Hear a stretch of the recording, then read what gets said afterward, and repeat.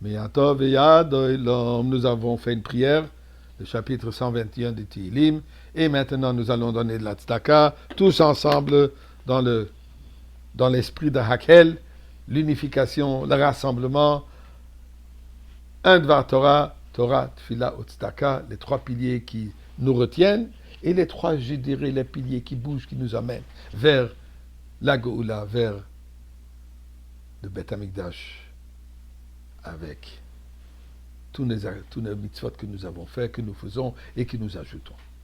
En parlant du chemin vers la Goula, eh bien, nous trouvons un passouk dans la paracha de cette semaine où Dieu dit « Hine voici, Anochi sholeach malach lefanecha. J'envoie un ange devant vous, l'ishmar chabaderer pour vous protéger dans le chemin, ou la viyachai pour vous amener, el amakom à l'endroit acharachinoti que j'ai préparé pour vous. » Qu'est-ce que le passouk dit ici? Eh bien, c'est simple.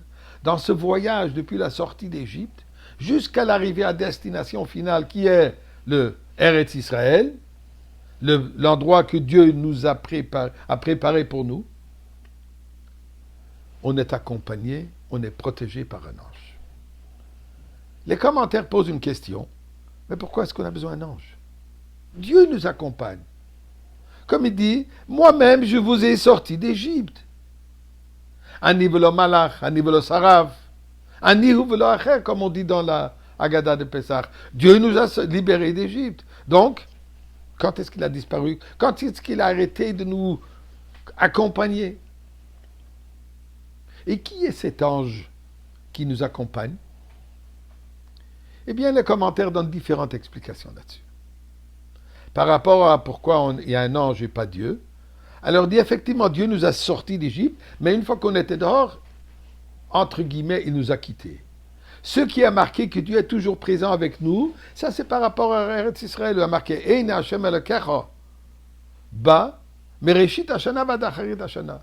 Les yeux de Dieu sont toujours focus sur Eretz Israël. Mais ceci est vrai pour Eretz Israël. Le passouk ici parle de Badarech, en chemin. Donc, dans le chemin, au voyage, Dieu dit vous êtes protégés par l'ange. En Eretz Israël, en sortant d'Égypte, et en Eretz Israël, je suis là. Rachi donne notre explication. Dieu était avec nous jusqu'au moment du péché du veau d'or. Malheureusement, quand on a commis le péché du veau d'or, là, nous, on s'est repoussé de Dieu, Dieu s'est retiré. Mais il ne nous a pas laissés. Il ne nous a pas rejetés. Il nous a envoyé un ange. Et c'est cet ange qui nous accompagne et qui nous protège. Et qui nous garantit que nous arriverons à destination. Qui est cet ange? Bien, on nous dit dans les livres de Kabbalah qu'on parle de l'ange de Matatron.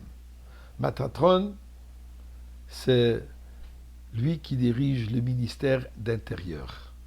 Dans le monde céleste, les différents anges que nous connaissons déjà, on a pris chez Abraham, on a rencontré Malach, Michael, l'ange de bien, de bénédiction, Gabriel, l'ange de rigueur qui est parti pour détruire Sodome, l'ange Raphaël, l'ange de guérison qui est venu pour guérir Abraham Avinu. On a déjà rencontré aussi Yaakov qui a le conflit avec l'ange de Esav. Mais si nous parlons de l'ange top, l'ange principal, Matatron, d'ailleurs, il a le même numéro, la valeur numérique que le nom du dieu de Chine dans les Yud, et c'est l'ange principal. C'est lui qui est en charge de toutes les bénédictions, c'est lui qui est en charge de toutes les âmes. Et c'est cet ange que, d'après certains commentaires, ils disent qu'il est toujours près d'Akadosh Baruch Hu. Donc, c'est ce qu'il dit ici, je vous envoie l'ange, je serai là, mais c'est lui qui va fonctionner plutôt que moi. Il est à mes côtés. La différence est, il y a un dévoilement qui vient directement de Dieu, il y a un autre dévoilement qui vient plutôt par l'intermédiaire d'un ange qui est moins puissant, un dévoilement moins clair, mais c'est toujours bien sûr que tout cela vient de Dieu. Dans la Chassidoute, différents Sfarim de Chassidoute, Torat Shloma, etc., rapportés dans les Sichot du Rabbi, on parle d'un autre ange, Moshe Rabbeinu, qui à un certain niveau est supérieur à l'ange. Pourquoi? Puisque l'ange, lui, il est limité dans un monde divin. Il est limité de fonctionner dans une condition spirituelle. Moshe Rabbeinu, c'est lui qui est cette synthèse du divin et du mondain. Ish Elohim, il est Ish, humain, ainsi Elohim, divin. C'est lui qui nous accompagne. Qu'est-ce que ça veut dire? Il est toujours à notre portée, il est toujours là pour nous guider, pour nous aider, pour nous bénir, pour nous montrer le chemin. Dit la Torah, je vous envoie ce Moshe Rabbeinu, soyez toujours accrochés à lui. Ceci est vrai non seulement dans le temps du Midbar, mais c'est vrai pour aujourd'hui. Nous devons toujours être accrochés au Moshe Rabbeinu de notre génération, au Rabbi.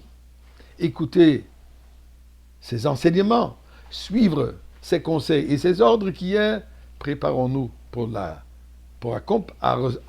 recevoir Mashiach à travers Avat Israël, à travers encore une bonne action.